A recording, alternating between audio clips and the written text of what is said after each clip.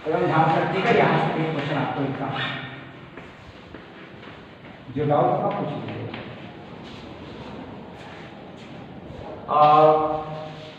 आप लोग सभी स्टूडेंट का आज हार्दिक अभिनंदन करता हूँ। मेरा जो चैनल है ITI इलेक्ट्रीशियन उदय सर है, और आज जो आपका मोटिवेशन है वो ये है पुराना, बार बार मैं उसी मोटिवेशन को बार बार दोहरा रहा हूँ। कल मैंने पिताजी के ऊपर बोला था, आज मैं आप लोग को ये अनुरोध करता हूँ कि आपको एक बहुत अच्छा मोटिवेशन मैं अब्दुल कलाम आजाद जी का दे रहा हूँ। बहुत वो मेहनती आदमी थे, भारत में मिसाइल मैन के नाम से जाने गए।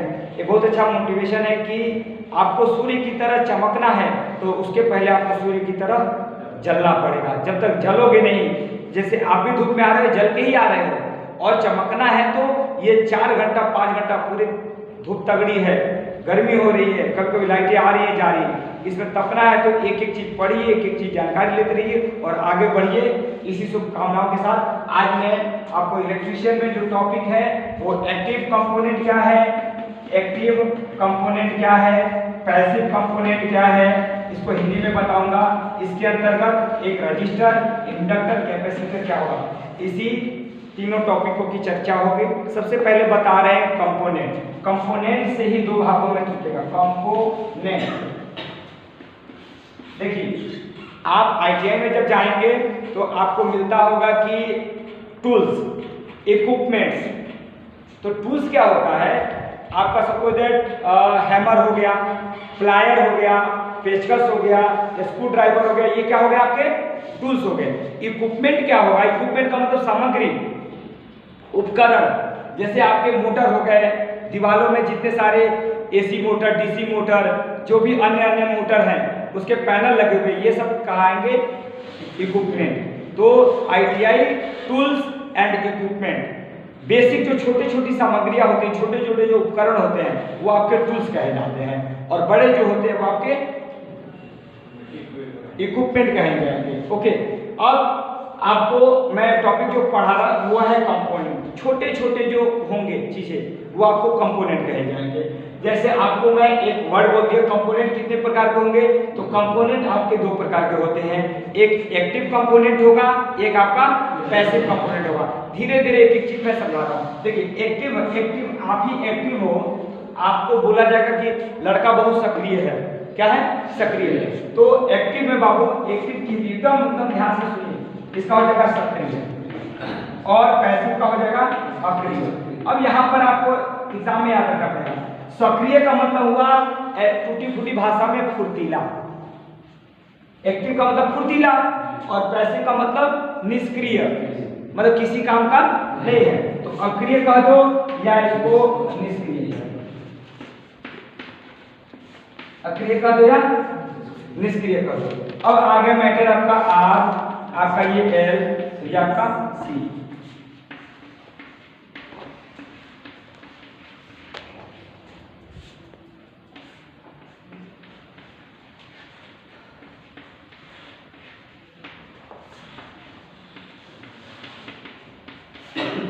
देखो एक्टिव कंपोनेंट क्या होगा, मतलब इनका स्वयं का EMF होगा, स्वयं का विद्युत वाहक बल होता है, लेकिन इन लोगों का स्वयं का विद्युत वाहक बल नहीं होता। एक छोटा सा इसमें इसका एग्जाम्पल तो बड़ी क्लियर है, इसका यही पर रख लीजिए। पैसिव कंपोनेंट का उदाहरण हो जाएगा RLC, यानी रजिस्टर, इंडक्टर, कैपेसिटर। इसके अलावा जो भी कंपोनेंट लगभग बच जाते हैं वो किस में आ जाते हैं, एक्टिव में। अभी पिछले बार ही क्वेश्चन आया था कि इसमें से कौन सा एक्टिव कंपोनेंट है, इसमें कौन सा एक्टिव कंपोनेंट है। उदाहरण में ये दो तीनों थे, एक और उदाहरण था ट्रांजिस्टर। ट्रांजिस्टर क्या होता है, ट्रांजिस्टर 3 टांगों वाला होता है, इस पर ब्लैक कलर की पट्टी लगी होती है, और ये 3 टांग वाला होता है। बेस, कलेक्टर और रजिस्टर, 3 टांग होता है, बेस, कलेक्टर और रजिस्टर। ये आप लोगों को सेकंड ईयर में पढ़ना है। यहाँ पर ये जान लो कि ट्रांजिस्टर 3 टर्मिनल वाला एक इलेक्ट्रॉनिक्स युक्ति होता है, जिसके 3 टर्मिनल, ये आपको सेकंड ईयर फिजिक्स में पढ़ना बायोलॉजी में, जिसमें बेस, कलेक्टर और एमीटर। तो पूछा जाता है कि एक्टिव कंपोनेंट इसमें से कौन सा है, रजिस्टर, इंडक्टर, कैपेसिटर या ट्रांजिस्टर। तो ट्रांजिस्टर आपका एक्टिव कंपोनेंट है। अब आ जाए एग्जाम में 3 और अन्य नाम दिया है, और R, RLC, RLC में कोई एक दिया है, पूछेगा कि पैसिव कौन सा है, तो पैसिव में याद रखिएगा कि पैसिव में कौन सा आएगा, रजिस्टर, इंडक्टर। पैसिव का मतलब अक्रिय, अक्रिय मतलब निष्क्रिय, RLC निष्क्रिय होता है। कुछ क्लियर हुआ? और भी कंपोनेंट आएंगे, क्या कहेंगे सर? आपको मैंने ट्रांजिस्टर बता दिया, आपको मैंने डायोड बता दिया, आपको मैंने रजिस्टर, इंडक्टर, कैपेसिटर बता दिया। तो ये सब जो रजिस्टर, इंडक्टर, कैपेसिटर आएंगे वो पैसिव में आएंगे, जबकि आपका ये क्या होगा, एक्टिव में क्या आएंगे आपके? एक्टिव में आपका डायोड आ गया, ट्रांजिस्टर आ गया, ये सब आपके एक्टिव होंगे। अब यहाँ पर एक पॉइंट बनता है, क्वेश्चन क्या बनता है कि देखिए पैसिव कंपोनेंट में इसको इंग्लिश में बोलेंगे कि इसको हिंदी में इसके पास स्वयं के ईएमएफ नहीं होते हैं। क्या रजिस्टर, इंडक्टर, कैपेसिटर में कभी विद्युत वाहक, ईएमएफ का मतलब क्या हुआ अंग्रेजी में? Electromotive force, electromotive force. इसको हिंदी में बोलते हैं वो ई है, इलेक्ट्रोमोटिव फोर्स, विद्युत वाहक बल, विद्युत वाहक बल। इसके पास स्वयं के विद्युत वाहक बल नहीं होता है, जबकि इसके पास स्वयं का विद्युत वाहक बल होता है।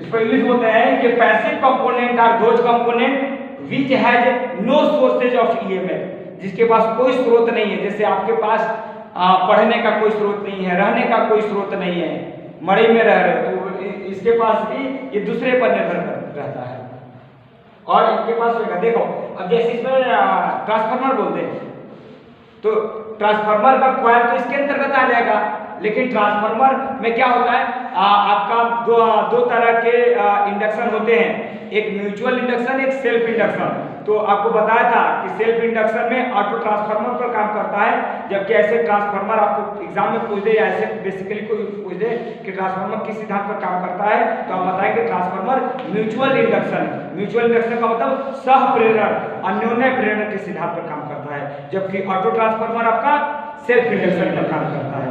पुरानी चीजों को आप भूलिए मत। अब आ गया रजिस्टर। रजिस्टर क्या है? बहुत अच्छा मैंने प्रश्न पूछा हुआ था, आपने बहुत अच्छा जवाब दिया एक लाइन में कि यह धारा को रोकने का काम करेगा। अब यहाँ पर 2-3 प्रश्न और आ जाते हैं कि धारा को तो रोकेगा, लेकिन सबसे पहले प्रतिरोध का आपसे कोई मात्रा पूछेगा तो क्या होगा? ओम। यहाँ से एक और प्रश्न कि सर धारा को तो रोकेगी, लेकिन धारा बहेगी किसमें? तो धारा बहती है किसी चालक में, किसी चालक में धारा बहेगी। जब चालक में धारा बहेगी तो यहाँ पर एक और प्रश्न कि चालक का मात्रक क्या होगा? तो ओम का उल्टा हो जाएगा, ये ओम है, इस तरह से उल्टा करोगे महो उसको बोलेंगे। चालक का मात्रक क्या हो जाएगा? महो। ओम का उल्टा OHM, उल्टा कर दोगे तो M पहले H बाद में महो हो जाएगा। महो कह दो या साइमन कह दो। चालक का मात्रक क्या होगा? महो कह दो या साइमन। इसको भूलना मत, कल पूछूंगा कि चालक का मात्रक क्या होता है। तो चालक का मात्रक आपका महो होता है या साइमन होता है। चालक का मात्रक क्या होगा? महो कह दो या साइमन कह दो। उसी तरह से रजिस्टर की हिंदी होती है प्रतिरोध। प्रतिरोध का मात्रक क्या होता है? प्रतिरोध का मात्रक ओके, क्लियर है? प्रतिरोध क्या करता है? धारा के प्रवाह को रोकता है।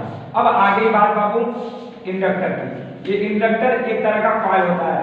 आप ये जो भी आपको इंसुलेटेड तार है, इंसुलेटेड तार को प्लायर से हटाइए, कॉम्बिनेशन प्लायर से उसके ऊपर का जो है पीवीसी उसको हटाइए, उसके अंदर जो तार मिलेगा उसी तार से आपको पंखे की वाइंडिंग की जाती है, मोटर की वाइंडिंग की जाती है। तो उस तार को जब हम कुछ वर्गाकार ऐसे कुछ करके हम लपेटते हैं, उसी तार एक तार लंबा था, इसको मैंने इस रूप में लपेटा। अब ये तार कहाँ आ जाएगा बाबू? ये इंडक्टर कहलाएगा। तार का कहलाएगा इंडक्टर कहलाएगा। और अब आपका आ गया कैपेसिटर। इंडक्टर तो इंडक्टर आपका हो गया। इंडक्टर भी क्या होता है? अब देखिए यहाँ पर, यहीं पर आपको दिक्कत आएगी। यहाँ तो आप समझ लिया, आपको याद हो गया इंडक्टर क्या होता है वो सब। इसमें थोड़ा सा और बता दो पहले से, फिर इंडक्टर को बता। देखिए प्रतिरोध में बाबू आप लोग को 2-3 तरह के प्रतिरोध देखने को मिल गए। यदि इस तरह का है, आपको कोई बोले कि प्रतिरोध का चित्र सिंबल खींच दो, तो ये आपको उत्तर सही हो जाएगा, ये प्रतिरोध का हो गया। लेकिन अभी कौन सा प्रतिरोध का क्लियर नहीं हुआ, ये आपका फिक्स प्रतिरोध का है। फिक्स का मतलब इसका मान नहीं बदलेगा, लेकिन ये प्रतिरोध का चित्र है और एक एरो मार दो तो इसको कहोगे कि वेरिएबल। वेरिएबल का मतलब परिवर्ती, इसका मान बदलेगा, इसका मान क्या होगा, इसको बोलोगे परिवर्ती प्रतिरोध, परिवर्ती प्रतिरोध। क्लियर हो गया? ये प्रतिरोध हुआ, ये मान फिक्स है, जैसे तार फिक्स का रोज आइबा स्कूल, और इनका फिक्स नहीं है, ये बदलते रहेंगे, आज आएंगे, कल नहीं आएंगे, परसों आएंगे, नरसों नहीं आएंगे, इनका मान। तो आपको कह दे कोई कि प्रतिरोध का सिंबल खींचिए, तो इसको आप खींच देंगे, ऐसे खींचेंगे, ये प्रतिरोध, इसका मात्रा क्या होगा, इसका मात्रा आपका ओम होता है। और कह देगा कोई कि प्रतिरोध का मत खींचिए, फिक्स प्रतिरोध का नहीं, परिवर्ती का, तो इसी प्रतिरोध के ऊपर एगो लाइन मार्क इस तरह से खींच देंगे, एरो था, ये हो जाएगा परिवर्ती।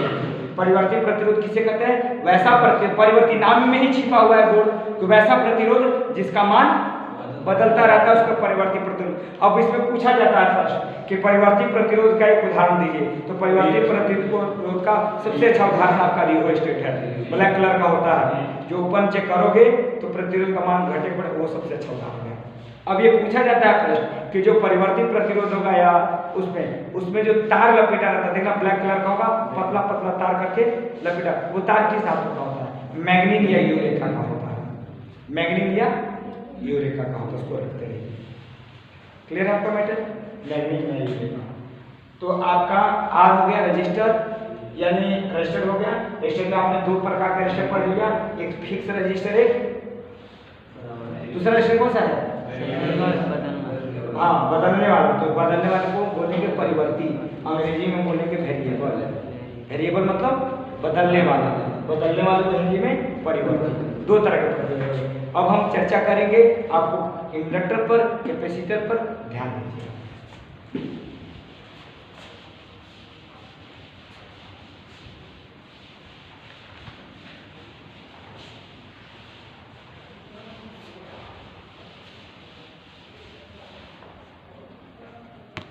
चलिए अब आ जाइए आप इंडक्टर पर।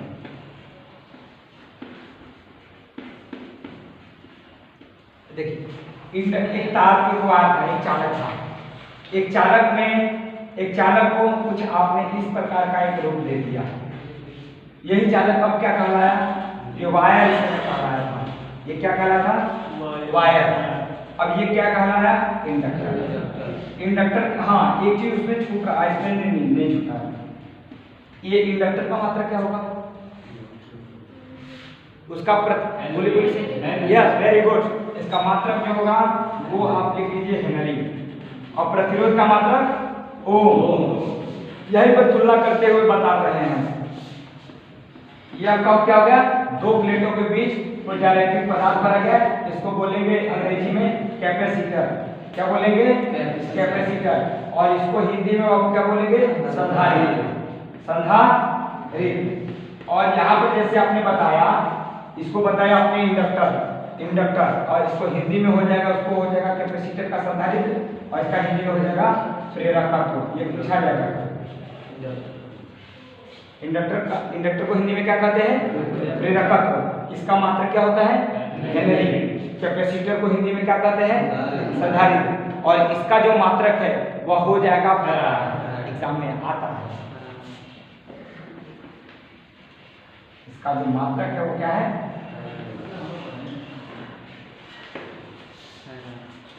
इसका मात्रक, अरे तो हम बंद कर इंडक्टर। अब इंडक्टर क्या है, ध्यान से सुनिए। इंडक्टर है क्या, आपको परिभाषा है इंडक्टर क्या है, ध्यान से सुनिएगा।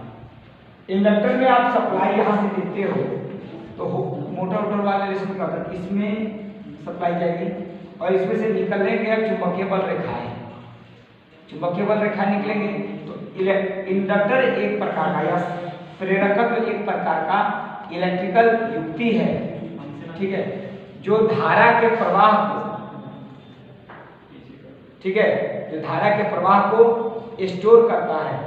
जो धारा के प्रवाह को क्या करेगा, गलत है, गलत है, वो करता है कैपेसिटर में। इसलिए पहले कैपेसिटर का सीख लो। कैपेसिटर एक प्रकार का इलेक्ट्रिकल युक्ति है जो क्या करेगा, जैसे इसमें इलेक्ट्रिकल सप्लाई देंगे, यह चार्ज को स्टोर करता है, लेकिन किस क्षेत्र में, विद्युतीय क्षेत्र में। दो तरह के क्षेत्र बनेंगे, इसमें बनेगा चुंबकीय क्षेत्र, यही तो सिखाना चाहता था। इसमें बनेगा चुंबकीय क्षेत्र और इसमें बनेगा विद्युतीय क्षेत्र। यहाँ पर एक और वर्ड EF और यहाँ पर होगा MF। कहोगे EF MF क्या है सर? चुंबकीय क्षेत्र, इसी को अंग्रेजी में मैग्नेटिक फील्ड। तो प्रेरकत्व में कौन सा क्षेत्र बनेगा, यहाँ देखिए प्रेरकत्व में कौन सा क्षेत्र बनेगा, चुंबकीय क्षेत्र बनेगा। कैपेसिटर में कौन सा क्षेत्र बनेगा, विद्युतीय क्षेत्र। अब विद्युतीय क्षेत्र को अंग्रेजी, विद्युत का अंग्रेजी इलेक्ट्रिक, क्षेत्र का मतलब इलेक्ट्रिक फील्ड और यहाँ पर मैग्नेटिक फील्ड। चुंबक अंग्रेजी का होगा मैग्नेटिक और क्षेत्र का इंग्लिश फील्ड, तो मैग्नेटिक। इसको आप लिख लेंगे, चॉकलेट है ये मैग्नेटिक फील्ड, यहाँ पर हो जाएगा इलेक्ट्रिक।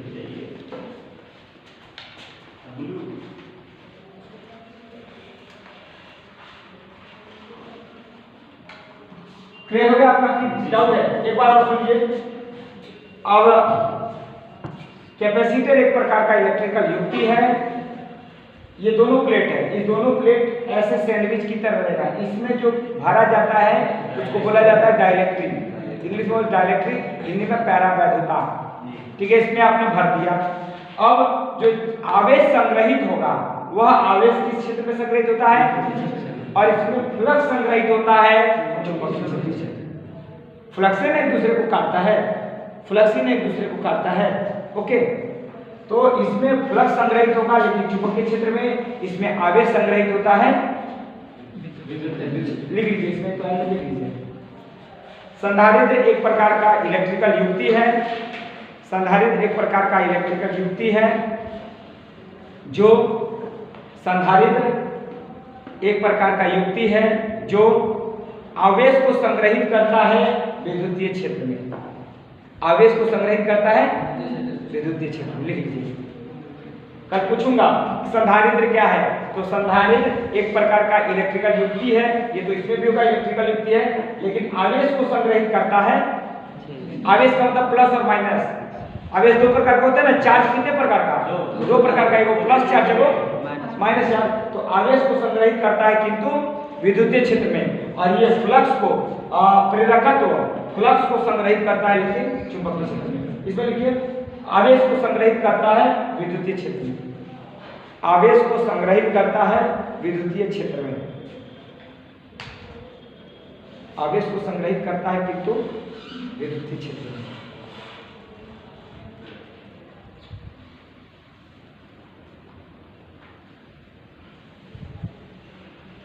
आवेश को संग्रहित करता है विद्युतीय क्षेत्र में, और ये प्रेरकत्व को संग्रहित कर, ये प्रेरकत्व, अब उसका प्रेरकत्व भी एक इलेक्ट्रिकल युक्ति है, संधारित्र भी एक इलेक्ट्रिकल युक्ति है, लेकिन वह आवेश को, इसके अंदर आवेश को संग्रहित कर रहा है। आवेश का अंग्रेजी होता है चार्ज। आवेश को संग्रहित कर रहा है लेकिन वो आपको विद्युतीय क्षेत्र में, और ये प्रेरकत्व करेगा, इसके अंदर क्या संग्रहित करेगा, फ्लक्स। फ्लक्स को संग्रहित करेगा किस क्षेत्र में, यहाँ पर दो वर्ड आएगा। ये प्रेरकत्व में पूछो कि प्रेरकत्व का मात्रा क्या है, तो बताओगे हेनरी। प्रेरकत्व का काम क्या है, तो बोलोगे फ्लक्स को, इलेक्ट्रिकल युक्ति है, वो भी इलेक्ट्रिकल युक्ति है, लेकिन यह फ्लक्स को संग्रहित करेगा चुंबकीय क्षेत्र में, और ये आवेश को संग्रहित करेगा, लेकिन क्षेत्र बदल जाएगा, क्षेत्र बदल जाएगा, काम बदल जाएगा। दोनों इलेक्ट्रिकल युक्ति है, लेकिन एक आवेश को संग्रहित करेगा विद्युतीय क्षेत्र में, और एक फ्लक्स को संग्रहित करेगा, लेकिन अब इतना नहीं आया तो कभी नहीं आया। क्लियर हो गया? अब देखो, इसमें एक पॉइंट और आगे बता दे रहे हैं, एक पॉइंट और इसमें बाबू, इसमें पहले बता रहे थे, इसको बताएंगे। कैपेसिटर के बारे में थोड़ा बता दें। कैपेसिटर में एक फॉर्मूला आएगा, ध्यान दीजिएगा। कैपेसिटर में, कैपेसिटर का हिंदी क्या होता है, संधारित्र लिखा हुआ है। कैपेसिटर का मात्रक क्या होता है, वेरी। अब यहाँ पर एक क्वेश्चन आता है बाबू कैपेसिटर से रिलेटेड, बहुत नॉर्मल क्वेश्चन है, लेकिन लड़कों से छूट जाता है। एक फॉर्मूला होता है Q बराबर CV, Q बराबर CV। और यहीं पर एक प्रश्न अभी भी मैं जागरूकता के लिए पूछ रहा हूँ, आवेश का मात्रक क्या होता है? वेरी गुड, आवेश का मात्रक कूलाम। आवेश का मात्रक लिखा जाता है कूलाम, लिखा जाता है लेकिन कूलाम है। आवेश का मात्रक क्या होता है? कूलाम। अब देखिए ये तो कैपेसिटर है, इसके बीच में कोई डाइलेक्ट्रिक पदार्थ भरा हुआ है। डाइलेक्ट्रिक का मात्रक कल बताए थे, यस। डाइलेक्ट्रिक की हिंदी बता दिए भैया, पैरावैद्युतान। पैरावैद्युतान इसका जो मात्रक होता है डाइलेक्ट्रिक का किलोवोल्ट प्रति मीटर। देखिए Q बराबर तो CV हो गया। अब Q क्या होता है? Q यहाँ पर बाबू आवेश है। Q क्या है? आवेश है। C आपका संधारित्र है, कैपेसिटर है, और V आपका वोल्ट। यानी परीक्षा में आपको आवेश दिया रहे, संधारित्र और वोल्टेज, ये तीनों चीज उस सवाल में दिया रहे, तो दो कोई दिया रहेगा, तीसरा क्या होगा? निकालना होगा। आवेश, संधारित्र और वोल्टेज, इस तीनों में से दो को दिया रहेगा परीक्षा में, तो आपको एगो रख के, अब देखो सपोज आपको मैंने यहाँ पर सवाल दे दिया, मैंने आपको दे दिया कि 4 माइक्रोफैराड का एक कैपेसिटर है और वो 220 वोल्ट पर काम कर रहा है। कितने वोल्ट पर? 220 वोल्ट पर काम कर रहा है, 4 माइक्रोफैराड का है, तो उसका आवेश कितना होगा? क्या होगा? आवेश कितना होगा? आवेश बराबर होता है Q बराबर CV। C का मान दिया है 4 माइक्रोफैराड, 4 रख देंगे, और V वोल्टेज का मान दिया 220 से गुणा कर दोगे, आपका 880 कूलाम होगा। उत्तर क्या होगा? 880 कूलाम। क्लियर हुआ बाबू? एक बार और बता रहे हैं, ये आज का लास्ट पॉइंट है। आप कैपेसिटर को पढ़ रहे हो, कल इंडक्टर के बारे में पढ़िएगा। आप कैपेसिटर के बारे में पढ़ रहे हो, कैपेसिटर के अंदर डाइलेक्ट्रिक पदार्थ भरा जाएगा। कैपेसिटर के अंदर क्या भरा जाएगा? उस डाइलेक्ट्रिक पदार्थ का जो मात्रक होता है वह किलो वोल्ट प्रति मिलीमीटर होता है। मात्रक क्या होता है? किलो केवी, किलो वोल्ट प्रति, बटा प्रति मिलीमीटर। अब कैपेसिटर में आपका फार्मूला क्या होगा? कैपेसिटर फार्मूला था Q बराबर CV। यहाँ पर Q आपको अंग्रेजी में आवेश का मात्रक होता है कूलाम। आवेश यहाँ पर पूछा जाएगा, आवेश का मात्रक। आवेश कितने प्रकार के? तो 2 प्रकार के, एक धनात्मक आवेश, एक ऋणात्मक आवेश। आवेश ये हो गया। C बोले तो कैपेसिटर, अभी C बोल रहे थे तो कैपेसिटर, संधारित्र बोलते हैं, V बोले तो वोल्ट। अब देखिए एक क्वेश्चन आया था कि एक कंडेंसर है, सपोज पंखे में ही लगा है, उस कंडेंसर का मान 4 माइक्रोफैराड था। कैपेसिटर का मात्रक होता है ना फैराड, तो 4 माइक्रोफैराड का एक कंडेंसर लगाया हो पंखे में, और इस पंखे में 220 वोल्ट की सप्लाई तो जा रही है, तो पूछूंगा कि कितना आवेश वो दे रहा है। तो Q बराबर होता है CV। Q तो CV, तो C का मान दिया है 4 और V का मान दिया है 220, तो 22 चौके 88, 880 कूलाम हो जाएगा। Q बराबर क्या होता है फॉर्मूला? CV। Q क्या है? आवेश है। परीक्षा में आवेश दिया रहे, कैपेसिटर यानी संधारित्र दिया रहे, और वोल्टेज दिया रहे, तो ये फॉर्मूला आराम से लगा लोगे। आपको इसी तरह से एक फॉर्मूला बताता, P बराबर VI, P बराबर I²R और P बराबर V²R। उस इतने सारे रिवीजन की मिनट होती है।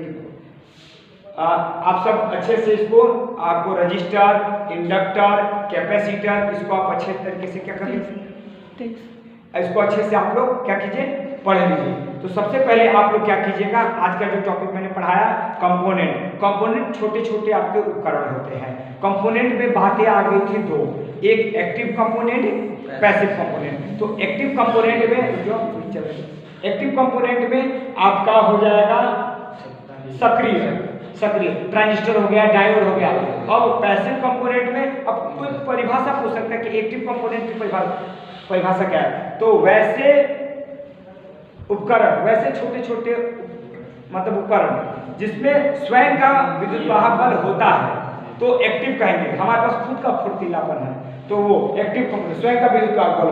और जिसके पास स्वयं का विद्युत वाहक बल नहीं हो उसको बोलेंगे पैसिव। ठीक है, तो अब वो देखिए, क्लियर हो गया आप लोग का। तो इसको रिवीजन कीजिए, पढ़िए, परिभाषाएं ज्यादा आएंगे, इससे आपको 10 प्रश्न क्या पूछ रहा है मैं कंटिन्यूअस जल्दी जल्दी बताते रहा हूँ आपको। पैसिव में उदाहरण पूछ लूंगा, तो पैसिव में उदाहरण RLC रजिस्टर इंडक्टर कैपेसिटर। अब आपसे रजिस्टर यानी प्रतिरोध का मात्रक पूछ दूं तो ओम, चालक का मात्रक तो महो, आपका कैपेसिटर का मात्रक फैराड, इंडक्टर का मात्रक हेनरी। सारा कॉन्सेप्ट है, उसको संभाल के रखिए।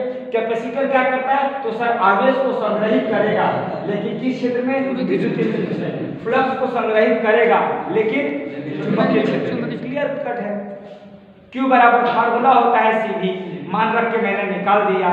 Q का मात्रक तो कूलाम, C का मात्रक फैराड, वोल्टेज का मात्रक तो वोल्ट होता है। तो आज का सेवा यहीं तक। आप इसको 2 बार 3 बार रिवाइज कीजिए, किताबों से ध्यान लगाकर नियमित की किताबों से पढ़िए। कुछ कॉन्सेप्ट की दिक्कत हो तो कमेंट बॉक्स में आप कोई प्रश्न पूछ सकते हैं। जागरूकता होकर पढ़िए, माँ बाप का नाम रोशन कीजिए। धन्यवाद।